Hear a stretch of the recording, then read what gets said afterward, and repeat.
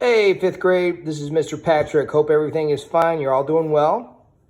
I'm going to be releasing 2 videos, and it'll be like this for every project that we do. So the first video will be kind of like the history, background, and your main objective. And then the second video is going to be me at my art table actually showing you how to set it up and draw it. All right, so today we're going to do a couple different ones. For the first part, we're going to do op art, aka optical illusions. And you've all seen these before. This is where we fool the eye.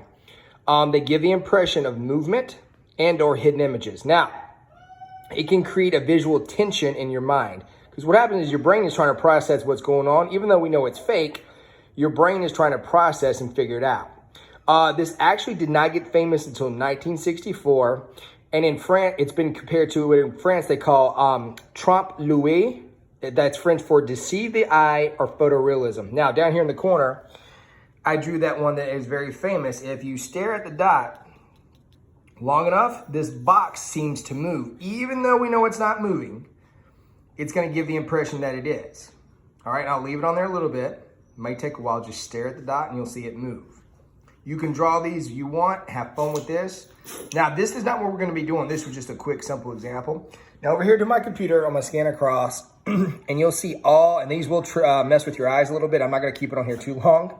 You can look up op art on your computer, and I'll show you some of these pictures. Now, in the next video, I'm going to be doing some examples, and just to show you, here are some of the examples that I've been working on, rough sketching and such. This one we may have seen or done before, but I'm going to put it on there. And then this one kind of relates to our contrast video that we did during the Halloween and such. But I'm going to show you how we can make, like, see how we make look these squares actually bouncing off the page. Even though we know this is flat, the optical illusion is it looks like somebody put a box over top of my paper. Okay, and then there's a third one I'm going to do. So what I'm going to have is I'm going to probably do 2 or 3 and let you choose one to try.